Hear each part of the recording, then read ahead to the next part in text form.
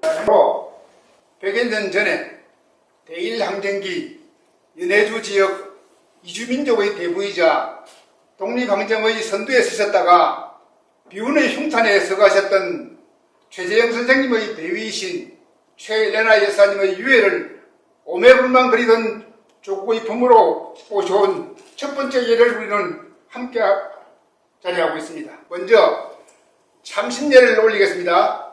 일동 경례,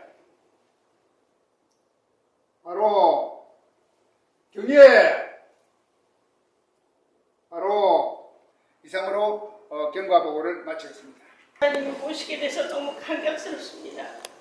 그동안 참 많은 될까 그런 의심도 많이 들었고, 모든 그 부처에 정말 이루어질 수 있을까 굉장히 노심초사했는데, 우리 대사님께서도 많이 도와주시고, 또 정말 최재형 선생님을 존경하고, 또 이 일 있기까지 전국민 모금운동이라는 그 서경덕 교수님과 같이 모금한 것도 너무 큰 성과를 이뤘고, 그래서 저희가 그런 모든 국민의 마음을 받아서 심부름을 했지만 이건 대한민국 국민이 이룬 결과입니다. 너무나 감격스럽고, 또 우리 사업회를 만드셔서 오늘 이렇게까지 지켜봐 주신 두 분 회장님 너무 감사드립니다.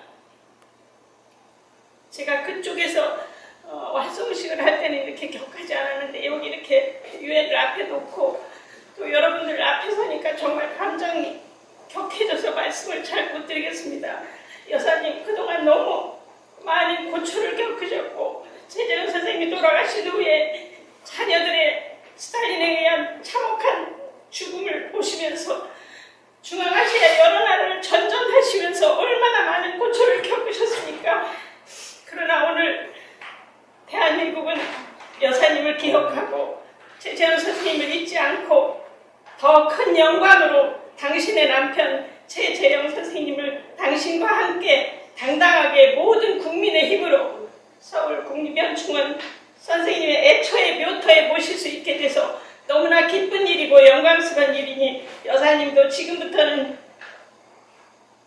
그립고 안타까웠던 일본의 총탄에 쓰러지셔서 시신조차 찾지 못한 그 남편 곁으로 다시 만나셔서 영원히 우리 대한민국을 지켜주시고 기뻐해 주세요. 고맙습니다. 최재형 선생님의 아내 최엘레나 페트로바 여사님, 그토록 한맺혀 오매불만 외치시던 내 나라 내 고향 대한민국, 하늘 아래서 유해 봉안을 하게 됨을 진심으로 고맙고 감사합니다. 두 분 조국의 하늘 아래 모시게 되어 참으로 눈물겹도록 감격스럽고, 대한민국 정부 온 국민 여러분께 진심으로 감사를 드립니다. 여러분께 감사를 드립니다. 고맙습니다.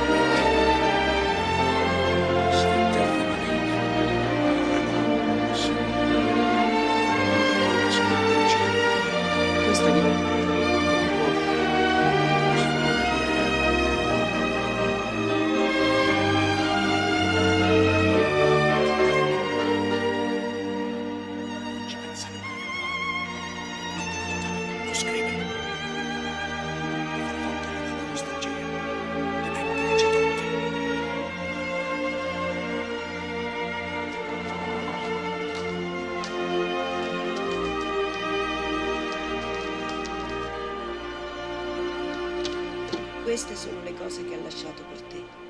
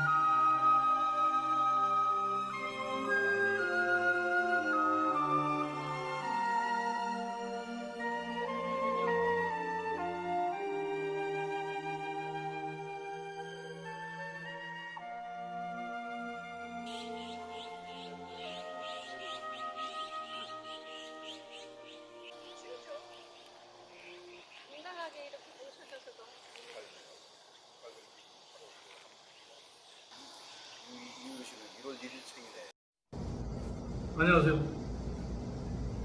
문경주 오랜만에 여러분한테 인사드리겠습니다. 여러분한테 제 소견을 말씀드리고자 이 자리에 섰습니다. 여러분 혹시 국가란 어떤 것인가? 그리고 민족과 국가는 어떤 관계에 있었으며 어떠해야 하는가? 우리는 역사 속에서 어떤 것을 주목해야 되는가? 이런 부분에 대해서 혹시 생각해 본 분들이 얼마나 계신지 모르겠습니다. 저는 그와 관련해 가지고 여러분한테 말씀드리고자 합니다. 제가 태어난 고향이 충청남도 서산 팔곡면이라고는 아주 오지에서 태어났습니다. 제가 14살 먹었을 때 우리 아버지가 돌아가셨고 독자로 살고 있었습니다. 그때 저희 여동생은 9살 아이였는데 그때까지 제 여동생은 초등학교 입학을 못했었습니다. 왜 그러냐면 우리 아버지가 불행하게도 병환으로 고생 중이셨는데 이 시대에 학교를 가서 공부를 하면 일본 놈들 사상을 주입할 수밖에 없는 그런 상황이기 때문에 신식 학교를 갈 필요가 없다. 그리고 기회가 된다면 차라리 한문 공부를 해라. 그런 아버지의 그 방침 때문에 제 여동생도 그때까지 입학을 해보지 못했어요. 아버님이 돌아가시고 나서 동네 이장하고 젊은 청년들 몇 분이 저를 찾아왔어요. 내 여동생만이라도 초등학교를 입학시켜라. 저는 그 말을 듣고 깊이 생각할 그런 식견이 저한테는 없었고 우선 학교는 다녀야 되겠다고는 단순한 명에서 흔쾌히 제가 허락을 했습니다. 제 여동생을 학교에 보낼 수만 있으면 보내주십시오. 그랬더니 그 동네 이장님하고 선배 그 청년분들이 어떻게 협력을 해가지고 제 여동생을 학교에 보냈어요. 그렇게 해서 저희는 이 세상에서 말을 배우고 한글이라는 걸 익혔습니다. 저는 서울을 3박 4일 동안을 굶어가면서 걸어서 왔습니다. 서울에 와서 제가 일일이 그 고생한 이야기를 다 하자면 한도 없으니까 그 얘기는 생략하기로 하고 아버지가 14살 먹은 외아들과 딸 하나를 남겨두고 돌아가시면서 너희들은 태어난 이상 어떻게든지 사람은 죽지 않으면 사는 것 두 가지 중에 하나이기 때문에 살아남는다면 공부를 해라. 그런데 학교 그런 거 공부는 하지 말고 네가 할 수 있는 법에 대해서 내 나름대로 공부를 해라. 독학을 해라. 왜냐하면 우리 아버지도 그랬다고 그래요. 독학을 했다고 그래요.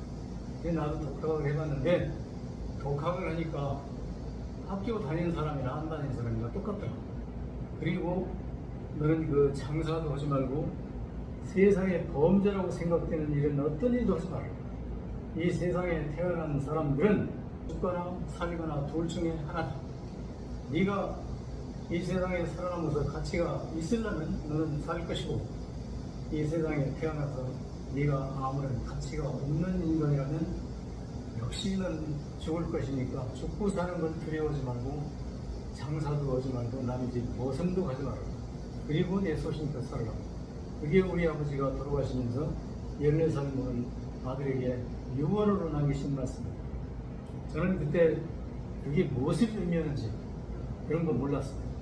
왜냐하면 우린 너무나도 가난해가지고 밥 먹는 날보다 굶는 날이 훨씬 많았고, 제가 감당하던 것은 산에 가서 나무를 베다 당장 불을 때야 물이라도 뜨겁게 데펴서 먹을 수 있는 그런 상황이기 때문에 7살 먹어서부터 지게를 치고 산으로 나무로 다니는 저한테는 아주 형언할 수 없는 고통이었어요. 그래서 저는 그런 거 저런 거 아버지가 돌아가신 이후에 어떤 슬픔이 나에게 올지 어떤 고통이 올지 그런 거 헤아려 본 바도 없고, 우선 우리 아버지의 병수발만 안 해도 나는 풀겠다 이런 생각만 했었습니다.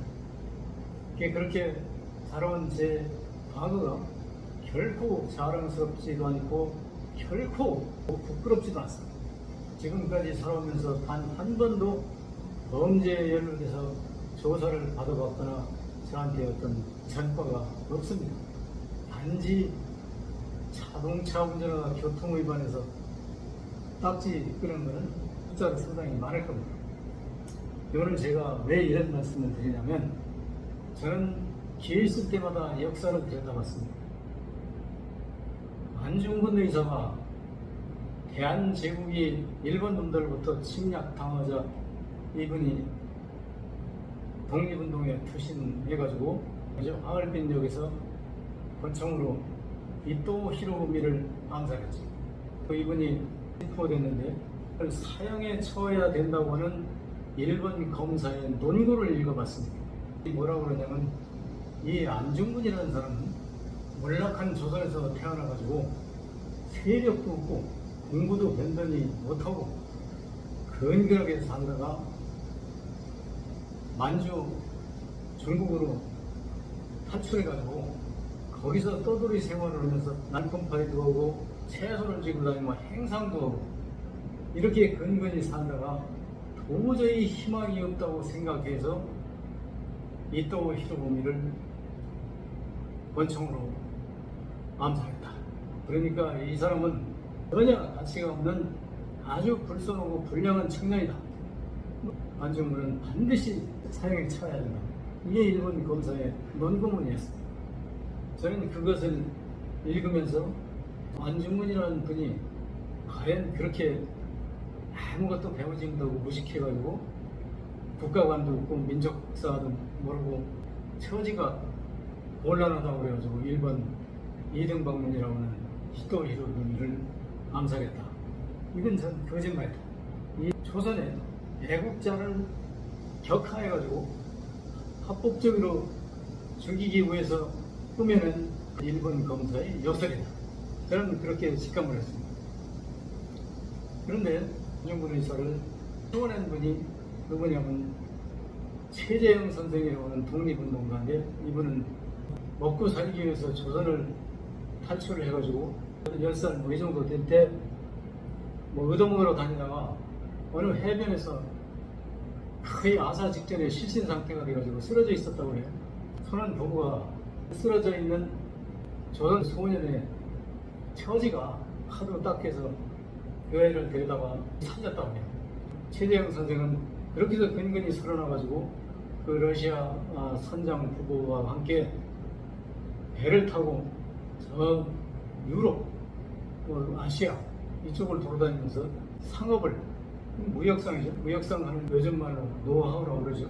상수를 배워가지고 나중에 결국은 러시아 사는 부부가 노세에서 이제 거의 그런 활동을 못할 때 연해주에 자리 잡고 막대한 돈을 벌었다고 해요.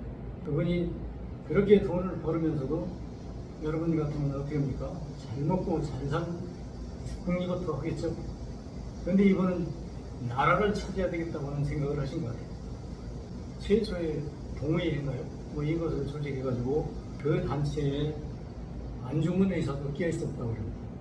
그 단체에 안중근 의사가 끼어있을 때는 분명한 애국심을 가지고 부국운동을 하겠다고 하는 청년의 패기가 용서좀 쳐서 그 단체에 가입했을 것으로 저는 이렇게 확신합니다.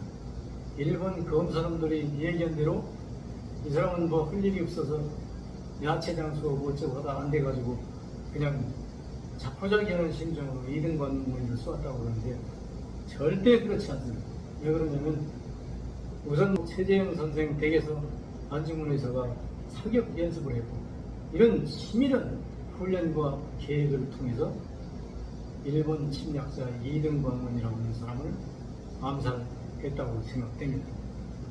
그런데 일본 감옥에 갇혀가지고 사형 날짜만 기다리고 있을 때 그 어머니 조마리아 여사인가요? 이분은 아들에게 편지를 어떻게 보냈냐면 너는 옳은 일을 하다가 일본 놈들한테 체포당해가지고 감옥에 있으니까 그놈들한테 부차하게 나를 용서해달라는지 나를 살려달라는 탄원을 하지 마라.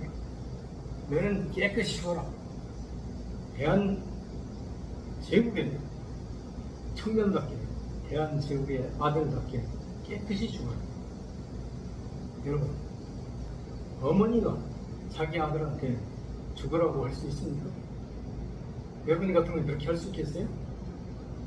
바로 그런 분들에 의해서 이 대한민국이 태동됐고 오늘의 말씀드리고자 하는 것은 최재형 선생이라는 분도 대안의 거지가 돼가지고 해변가에서 아사 직전에 생존해서 조국을 위해서 목숨을 기꺼이 바쳤고 안중근 의사도 만주, 시베리아, 러시아 어디 다니면서 일본 놈들의 말을 빌리면 채소 장사를 해서 근근히 연명하면서도 조국을 위해서 목숨을 바쳐야 되겠다고 하는 생각을 했고 그 수많은 사람들이 다 그렇게 부유층에서 잘 배운 사람들이 아닙니다. 그러면 제가 왜 이런 말씀을 드리냐면 제 여동생이 어떤 사람이냐면 제가 서울에 17살 먹어서부터 와가지고 저도 밑바닥에서 거지의 삶을 살았어요. 그렇게 구차하게 살다가 여의치 않아서 혹시 어떻게 돼가지고 내 고향에 가본 적이 있어요. 내 동생이 어떤 상태냐면 9살 먹어서 초등학교에 들어갔으니까 뭐 한 13살, 4살 이때 됐는데 남자인지 여자인지 구분도 안 될 정도로 큰 옷가지를 그냥 꿰매서 입고 얘가 그 손을 나한테 이렇게 보이는데 이 손이 이 가죽이 형태가 없어요. 이게 그냥 한 겨울에 부풀어 올라가지고 시커멓게 얘가 무슨 딱지가 져가지고 그 사이사이로 멀겋게 터졌는데 돈이 없으니까 약이 없으니까 채소 가지 뿌리를 캐다가 물에다 삶아가지고 거기다 손을 담가서 찜질을 하고 있더라고요. 그래서 물어봤더니 어느 시골 어른이 동상이 그렇게 걸렸을 때는 가지 뿌리를 삶아가지고 그 물에다가 손을 담그면 좀 나아진다고 그랬다고 그러더라고요. 근데 내가 보니까 나아진 것도 아니고 그게 막 손이 끄덕끄덕 터져가지고 겨울에 이제 산에 나무러 가면 이게 티가 나가지고 손발이 이게 막 형을 할 수가 없어. 그 생각을 하면 지금도 목이 맵니다. 그때 제가 내 동생을 위해서 할 수 있는 게 아무것도 없었어요. 마음 약해져서 고향에 갔다가 다시 서울로 돌아와가지고 서울에서 목숨을 걸고 거지 같은 그 삶에 대한 투쟁을 해야 되는 게 나의 몫이라고 생각했어요. 그래서 나는 서울에 와서 그렇게 고생을 하다가 결국은 저도 어느 정도 성공을 했어요. 나의 성공이라는 것은 여러분들이 생각하는 그런 거창한 성공이 아니야. 어떤 사람이 저보고 당신은 과거에 뭘 해봤어? 그렇게 물어보면 제가 제일 대답하기가 힘듭니다. 그렇게 물어보지 말고 지난날 당신이 해보지 않은 건 뭐 했습니까? 이렇게 물어보면 아주 쉽게 대답할 수 있어요. 왜냐하면 나는 연석이도 못해갖고 위원장도 못했고 군수도 못했고 국회의원도 못했고 검사도 못했고 당신네들이 좋아하는 건 하나도 못했어. 그 외에는 내가 다 해봤어. 그렇게 얘기하면 아주 쉽거든요. 근데 당신이 뭘 해봤냐고 그러면 내가 대답할 수가 없어. 하도 해본 게 많으냐. 도둑질 빼는 거는 내가 다 해봤어. 살아오면서 무슨 생각을 해야 정상이냐면, 여러분 그렇잖아요. 돈 벌어서 잘 먹고 잘 산다고 하는 게 목표 아닙니까? 나는 지금도 굉장히 건면해요. 딴 사람들이 나보고 아주 구두쇠라고 그러고 막 굉장히 비난해요. 나를. 그러나 나는 그거에 대해서 전혀 개의치 않습니다. 그래서 나보고 사는데 아무런 문제가 없어요. 이렇게 살면서도 이 나라를 위해서, 이 나라가 잘 돼야 되고 나라가 바로 서야 되고 이런 데는 여러분에게 결코 뒤지지 않는 애국심을 가지고 있다고 자신해요.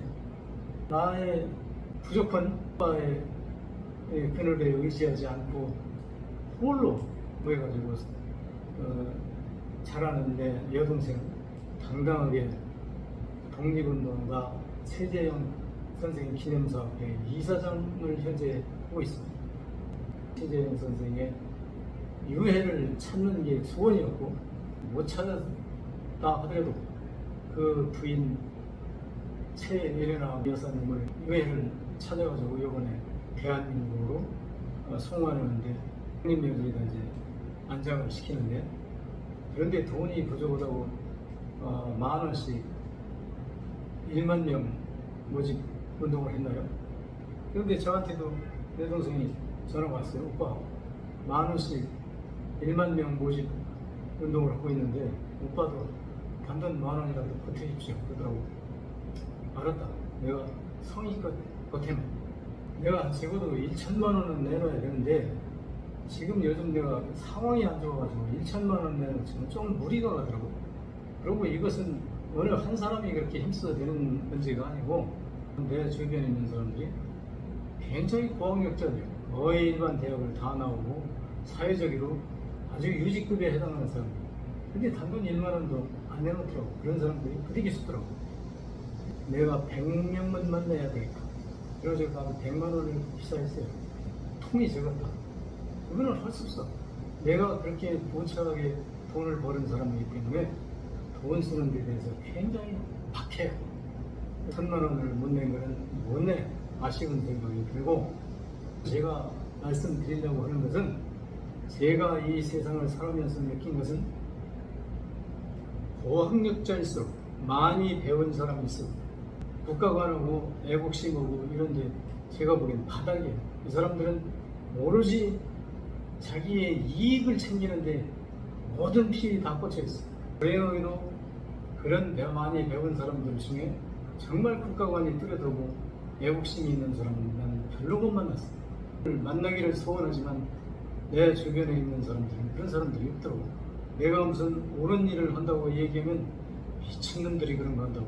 요즘 그런 거 무슨 표현이야. 다 살아있을 때 잘 먹고 잘 살고 행복하게 살아야지. 뭐 그런 데 관심을 갖냐. 이렇게 면박을 주더라고요. 그러면 과거에 안중근 의사나 최재형 선생이나 그 시대에 살았던 사람들은 한 1,000살 살았나요? 500살 살았나요? 그때 그 사람들은 우리보다 결코 더 오래 살지 않았어요. 그래도 그 사람들은 국가를 위해서 목숨까지 내놓을 수 있는 이런 애국, 애족, 이런 국가관이 온전히 박혀있는 사람. 근데 우리나라 지금 국민 하나하나 보면 정치운동을 하는 사람들, 저 촛불 집회에 나가는 사람들도 그 중에 적어도 절반 정도는 애국심이 없어요. 거기 가서 어떻게 자기도 그 참여해가지고 나도 참여했다는 자만심, 혹시 그렇게 해가지고 세상이 좋아지면 자기를 알아줄까 하는 그런 생각을 가진 사람도 상당히 끼어있을 것 같아요. 저도 촛불 집회 뭐 그런 데 가끔 나가지만 내가 과연 이래가지고 보탬이 되는 게 얼만큼일까 이런 생각을 할 때 회의적입니다. 배운 사람일수록 국가관이 결여되어 있더라. 이것을 단적으로 제가 설명하는 게 뭐냐면 가짜영웅이라고 하는 사실을 굉장히 많이 주장을 했어요. 근데 여러분 생각해 보십시오. 일본 놈들이 조선 독립을 위해서 이토 히로부미를 쏜 안중근 의사는 뭐라 그럽니까? 아주 나쁜 놈이고 삶에 희망이 없으니까 자포자기하는 심정으로서 그 거사를 한 불량조선진이라고 그러죠. 그런데 이순신은 어떤 사람이에요? 이순신은 일본 놈을 무찔렀다고 그러죠. 여러분이 우리나라를 구했다고 그러죠. 근데 일본 사람들이 어떻게 합니까? 이순신은 절대적인 영웅입니다. 이순신을 신으로 생각해요. 왜 그렇습니까? 이순신은 일본 놈들이 만드는 영웅이기 때문에 그래요. 안중근 의사는 일본 놈들이 만드는 영웅이 아니야. 그건 이 대한민국 순수한 애국 혈통을 가진 그런 의사하고 최재형 선생도 역시 그 사람들 절대 일본 놈들이 찬양 안 합니다. 일본 놈들이 최재형 선생이나 안중근 의사나 심지어는 김일성이 찬양하는 거 봤어요? 절대 그거 안 해요. 그런데 왜 대한민국 사람이 그렇게 영웅이라는 이순신은 일본 놈들의 영웅이라고 해서 우리가 따라가는 거 아닙니까? 이순신을 분석해보세요. 이순신이 영웅 같은 면모가 단 한 건도 없어요. 일본하고 우리나라 못된 그 배운 놈들이 다 만들어놓은 가짜 영웅을 가지고 여러분 그 사람이 나라를 구했다고 해요. 나라는 그 사람이 구한 거 아닙니다. 나라는 나처럼 가난하고 내 동생처럼 손에서 동상 걸려가지고 피를 철철 흘리는 그런 사람들, 그리고 안중근 의사처럼 배추장사한 사람들, 이런 분들이 의해서 나라를 구했고, 월남에 파병 가서 싸운 사람들이 무슨 대학원, 대학 출신, 유학 간 사람들이 가서 싸웠어요?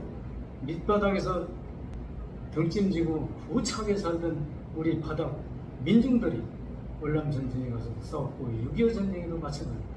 우리나라의 최고 학벌을 나온 사람들이 변절 안 한 사람이 없어요. 매국노에 죽는 그런 길을 걸었어요. 우리가 이렇게 피 흘리고 쓰러져 죽어갈 이 민족의 고난한 시기에도 배운 놈들은 변절했어요. 그리고 그 사람들은 어떤 형태로든지 이권을 위해서 싸웠어요. 지금도 그건 변치 않아요. 이 나라의 가장 밑바닥에서부터 애국심을 발휘하는 사람들은 나하고 비슷한 그런 그 고난을 겪어온 사람들이고, 여러분 편하게 공부하고 그런 사람들은 그런 거 안 해요. 어떻게든지 자기가 잘 보여가지고 한 자리 얻을 수 있나, 돈이 될 수 있나, 그것만 따지는 사람들이 판을 쓴다. 결론은 제 여동생이 아주 자랑스럽다는 말씀을 드립니다. 저 혼자 그 산에 등짐 들고 집을 다니면서 나무를 했고, 그렇게 다니면서 공부를 했고, 고등학교 검정고시 실패했었고, 대학도 방송통신대 나와가지고 대학원까지 지금 가고 있는 걸로 알고 있는데, 이렇게 밑바닥에서부터 고난을 겪던 이 사람들은 죽는 그날까지 이 나라와 민족을 위해서 무엇인가 자기가 할 몫을 다하고 있다고 하는 사실을 말씀드리고, 오늘 얘기 여기까지 하겠습니다. 감사합니다.